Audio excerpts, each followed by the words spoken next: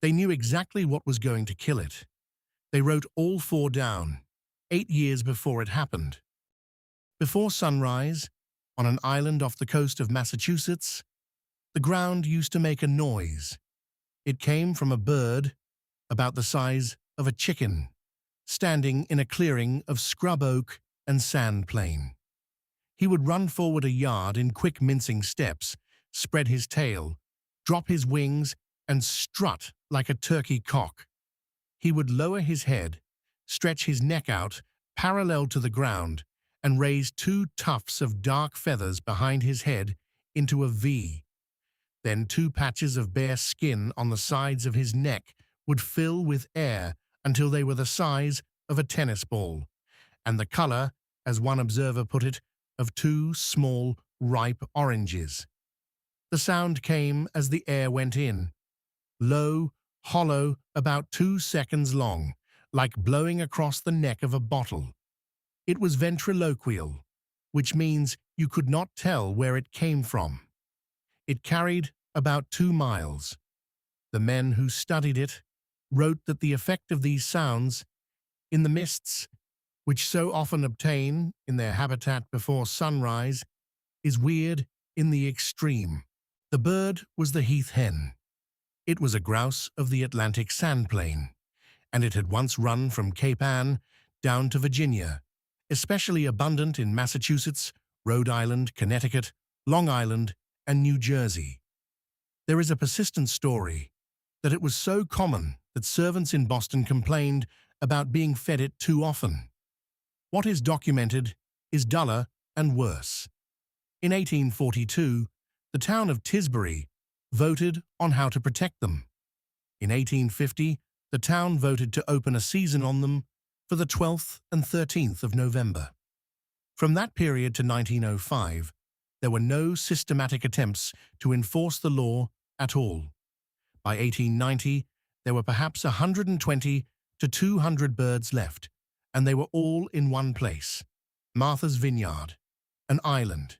Everywhere else on the eastern seaboard, they were gone.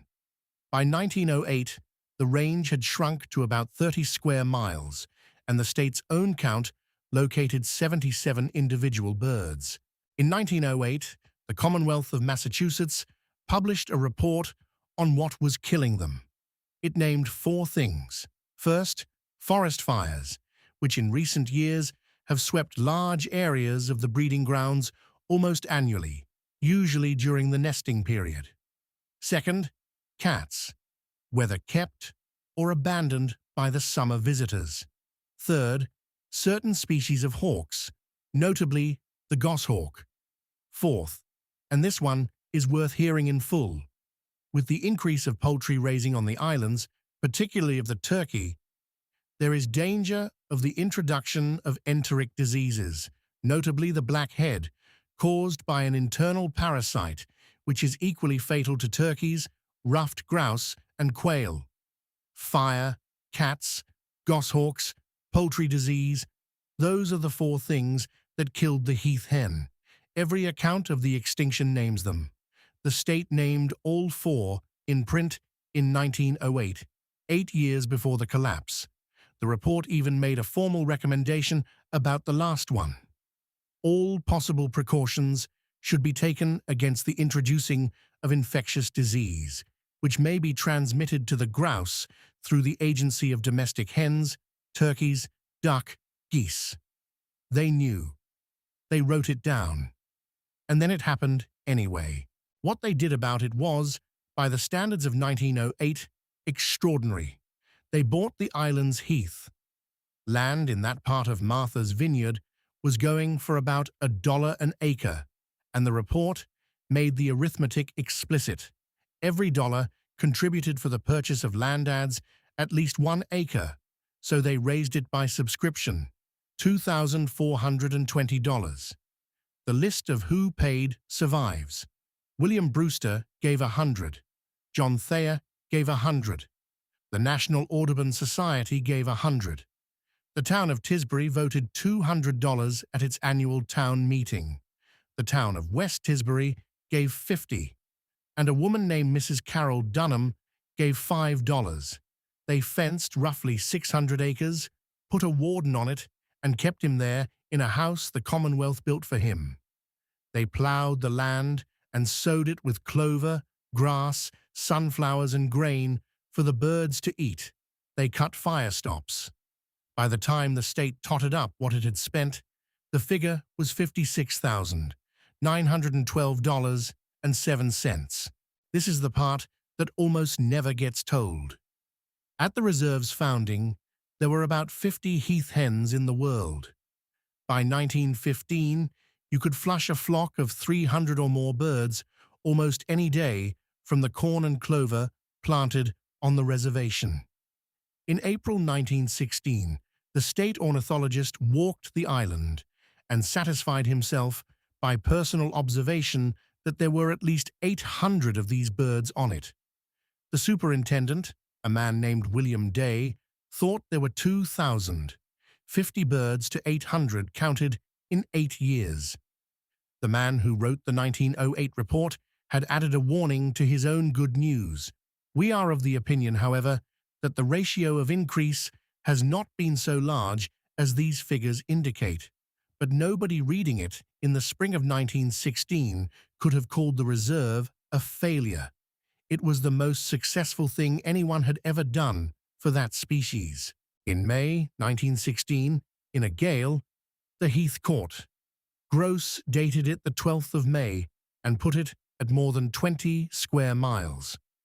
It went through the breeding grounds in the nesting season, which was the first thing on the state's list of 4, written 8 years earlier. Then the winter of 1916 was unusually hard. Then goshawks arrived on the island in numbers, which was the 3rd thing on the list. Then blackhead, the poultry disease, which was the 4th. You will hear these 4 things described as a chain, one leading to the next. No source says that. What the record shows is a fire, then a bad winter, then hawks, then disease, arriving one after another at a population that had just lost its breeding ground, and nobody at the time could say which of them did the most. There had been fires before, in 1894 and in 1906, and they are almost always left out of the telling.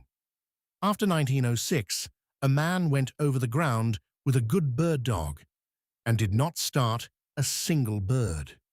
By 1917, there were under 100 in total, and most of what was left were males.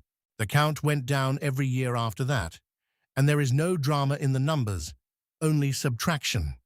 By the autumn of 1928, there were 2 birds left, and both of them were male. By the spring of 1929, there was 1. He lived on a farm belonging to a man called James Green at West Tisbury on ground that was not part of the reservation at all. Gross noted that specifically. The last surviving bird known to exist is not on the reservation. The reserve's own birds appear to have gone first. He was, by every account, in excellent condition. This last bird is a plump male, and its plumage is in perfect condition. It has every outward appearance of being a perfectly healthy individual. He was famous. Articles about him were translated and reprinted in Germany and in France. The local paper called him a foremost citizen of Martha's Vineyard. Gross wrote that ornithologists and bird lovers still journeyed to the island to get a glimpse of him. There was a wooden blind out on the field, 4 feet by 6 by 6, put up years earlier for the people who came each spring to watch the dance. By now, there was one dancer. Here is where the story you have heard is wrong. The familiar line is that for 4 springs, he returned to the same field and boomed for a mate that did not exist. In the spring of 1929, Gross filed his official report to the state. The sentence is this: "We did not see the bird boom while it was on the field, nor has it been seen or heard to boom by those who have been keeping it under daily observation throughout the spring." He had stopped. The men watching him every day did not hear it. What he did instead was stranger. One morning, he flew to the top of an oak tree, which Gross called a real departure from the customary performance, and did the entire display up there. The tail, the neck feathers thrown forward, the wings clamped against his sides, the orange sacs filling, and Gross wrote the line that should end this chapter. So here it is, exactly as he wrote it. Even from that vantage point, there were no fellow Heath Hen to admire or to challenge him. He kept the ritual. He had lost the audience. And the paper noted, that spring, that he was arriving at the booming field a little later in the morning than of old, as if, having no one to call him, he might be settling into the bad habit of late rising. On the 1st of April, 1931, they caught him. A wire trap, a string running back to the blind, rain, and a movie camera that kept grinding as the trap was sprung. 2 men held the last Heath Hen on earth and put a numbered band on each of his legs, aluminium on the left, copper on the right. Gross wrote down why he used 2. In the event of the bird being killed by a predatory animal or hawk and the 2 legs torn apart, they let him go. He came back to the blind the next day. And then the record simply thins out. He was seen through 1931. He was seen by islanders in the spring of 1932, and later that year, people who knew him and had greeted him through the years. The date the island keeps, and the date the museum marks every year, is the 11th of March, 1932. No body was ever found. No band was ever recovered. As the local paper put it the following spring, how he came to his end, no human being can know. What survives is film. 14 minutes of it at Bowdoin College, found in an attic in 2015 by Gross's own grandson, and another 44 minutes held by the United States Fish and Wildlife Service. Both reels are silent. Nobody ever recorded the sound. There is no known recording of a Heath Hen booming. The thing the bird was named for, the noise that carried 2 miles across the sand plain before sunrise, exists now only as descriptions written down by men who heard it. This has been the Endlings. They named the 4 things that would kill it, in print, 8 years before it happened. They bought the land at $1 an acre. They took 50 birds and made 800. And it still ended with 1 male in a field on somebody's farm doing the dance in a tree. If this one stayed with you, subscribe, and we will keep going. Next time, the bird that used to block out the sun. In 1812, Alexander Wilson sat down with a pocket watch and counted a single flock at over 2 billion. Audubon did the same sum 20 years later and watched 1 flock pass for 3 days. 100 years on, one of them was left. She was hatched in a cage. She never saw a wild flock. And on the 1st of September 1914, at the Cincinnati Zoo, she died.